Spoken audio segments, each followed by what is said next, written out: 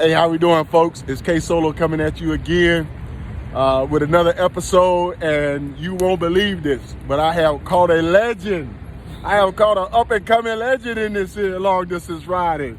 Hey, ladies and gentlemen, I want to introduce you to PopOff Cali. PopOff Cali is an up-and-coming long-distance rider, and she's been tearing the highway up. So, folks, this is going to be a good one. PopOff, how you doing? I'm doing good. Hey, where are we at, first of all? Where are we at? Man, wait. Which state? Alabama. Alabama. And guess what we're doing? We're sitting right here at a Love truck stop, folks. At a Love truck stop. So look, this is what it's all about. From the highway, this is how we're going to do it. Right. Pop. Both right. Hey, I got to ask you, how did you come up with the name PopOff? First off. Man. I was actually given the name. Okay. The club that I was a part of before, my name was Sway. And that was given to me by mutual friends in that club. When I made the transition into the organization that I support now, right. There was an incident that took place while I was a VP of a support club. Okay.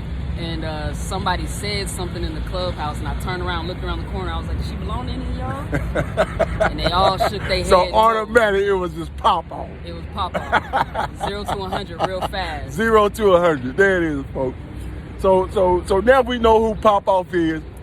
PopOff, what inspired you to get into this motorcycle community? Get into riding motorcycle. What got you into it? Oh man. I was raised around it. My mother rides motorcycles. Her husband rides motorcycles. I've always loved them. Like I'm from California originally, so the California set, as you know, is completely different than any other set in the country. And ever since then, I've had my own bike since I was 18. 18. So you've been riding. I don't even call your age, but you've been riding for a minute, and that's awesome. That is awesome. And you have traveled coast to coast several times, and you've done it by yourself as a solo rider. Yep, just got back in April. Just did one in April, folks. PopOff, what has been one of the most memorable trips that you've taken thus far? Man, there's a couple of them. There's a few of them, but most memorable trip, I can say 2018 or 2019, one of those years. After we went cross country with the Bessie Stringfield ride, I rode PCH for the first time all the way down, and then I got a wild hair at my butt and rode Highway 1 all the way down to Cabo San Lucas. Oh, awesome. So that, doing it randomly, I don't recommend it, obviously.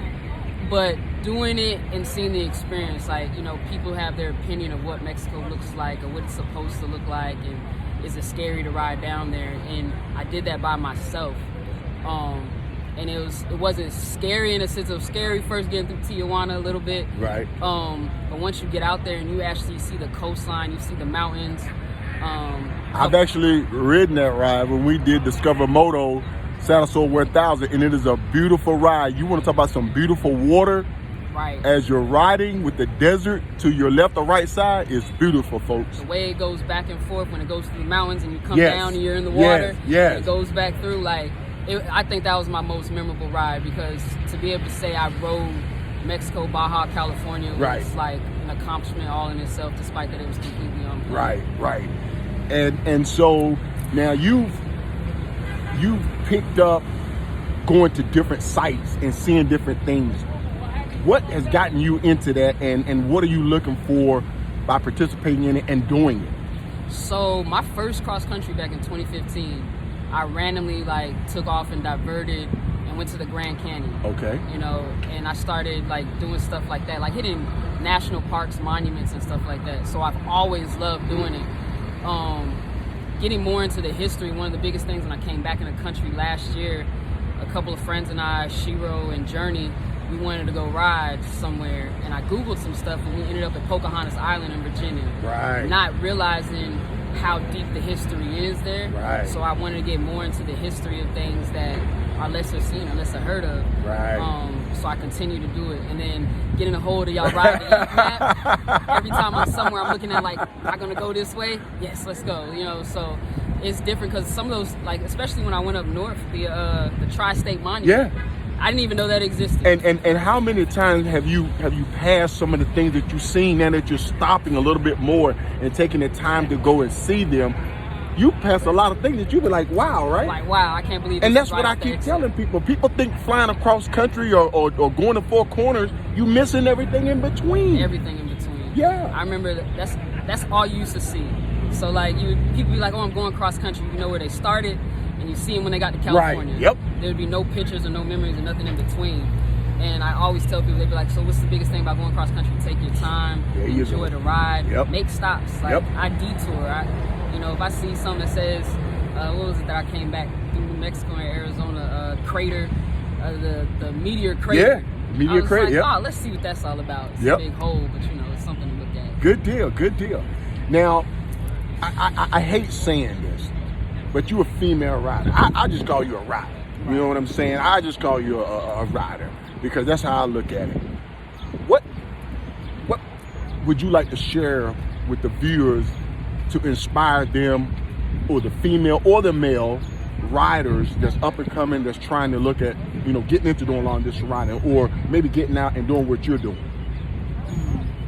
Enjoy the ride, honestly. If this is something you love, something that you can enjoy, I tell people all the time, like the view from a motorcycle is completely different than when you're sitting in a vehicle going across the highway. Yes. I feel like more catches your eye. Right. Because you have to be more observant of your surroundings and what's Right. going on in front of you Right. or and or around you. So enjoy the ride. Like literally get out there, make those local, even if you make local stops. North Carolina has a lot of history, has a lot of opportunity to ride mountains, ride back roads, ride highways, a lot of little pit stop wineries, things of that nature. So it's like, you have to get out there and just do it if it's something that you love doing. Like, this is my piece. Right. You know, this is something I've grown to love, have always loved, and will always love it, and will continue to do it until I can't do it anymore. But the biggest thing is just, you know, enjoying the ride. It's great to make those solo memories, but solo. But also thanks for the plug. take the opportunity to make those memories with others. Right. Because when people see you doing it, they get motivated. They be like, man, how'd you do that? I be like, man, you want to go? Come on. There you go. You know, so you invite people, you know. And that's one of the things that I did when I came back. I wanted to do something that wasn't so much as an organized ride, so to speak. I created the link up for women, and it's just like I put a location and I say, hey, we're gonna meet here this time. We're gonna go ride. You know, have part of the Blue Ridge Parkway, and then we're gonna go eat, and everybody break off and go home. Right. But it gives women the opportunity to get out, experience some new experiences, meet women that might have came from their areas, and they go back home with new friends and new riding buddies and things of that nature. So that's one of the biggest things that I started within the last year that actually I've had the privilege of taking. Now, you are a member of Tents and Tools. Yep. But you're also doing a camping outing yourself. Yes, we did. We did one last year. We went up to Virginia. They have a motorcycle camping ground. I actually forgot the name of it, but it's right up there off Blue Ridge Parkway. We caught it at the end of the season, so this season I'm trying to find another location for the ladies to go to that'll be earlier in the season, so we're not cold at night. Right. But you know, learn to pack a tent, learn to pack necessities. That's the big thing going long distance. My first cross country, I think I threw so much in the trash, or I mailed so much back home that I never used. Now I learned to condense what I actually need versus a whole bunch of extra stuff. Right. And so with that being said, and what is your next adventure? I mean, I call it adventure or journey. Do you have anything planned, or you want to discuss it, or you trying to just? So let's see. I know this weekend I'll be. I don't know if I'm putting this out early, but I'm a rider coach, so I have the opportunity of going to. I don't know if you know the Mileage Bully. Yeah. She opened up her own riding academy. So she invited me and gave me the opportunity to go up there and instruct with her. So I'm looking forward to coaching this weekend with her. And then the next weekend is one of my link-up rides. We're going to be riding to the highest point in South Carolina. Okay. Right outside of Greensville on Blue Ridge Parkway. Yep. So whatever ladies or anybody comes. Now, the link-up is geared towards women, but I let them know, like, if men know, they going to know because y'all told them they're more than welcome to come out. Okay, but okay. It was something geared towards women to get them more into riding and doing different stuff. That is... So those are a couple of my things coming up in June. I haven't really figured out July yet. Okay. I know I have some big rides coming up in August and September. We don't want to put it. We don't want to give them too much, but you know, give them a little bit. Yeah, exactly. Well, look, you're headed one way. I am headed another way. Right. And we just happen to meet here to link up. But hey, folks, I'm gonna tell you right now, it's definitely a pleasure and a privilege to meet this young lady right here because she is definitely a future ground pounder.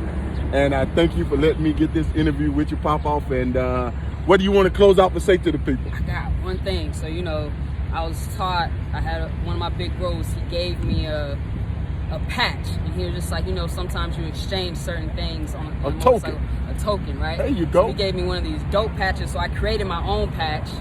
Left Lane Bully. Left Lane Bully. And being that I had an opportunity to catch up with you, that was the first thing I pulled out of my bike. I was just like, yes, I finally get to meet K Solo. I'm stoked about it. Like, I've been following him. Like, we've been in the same states, crossing the same paths, highways, and everything, and hadn't got to actually meet you. So this was my opportunity to be able to say, awesome following you. I've been loving your journey, and looking forward to the ride to eat. Put that plug out Definitely. October. First weekend in October, Biloxi, Mississippi.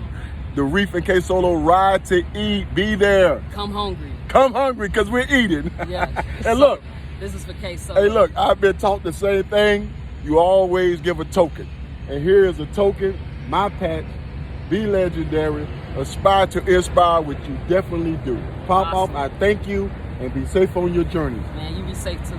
You too. All right. Awesome meeting you on the road. All right, folks, we're out of here.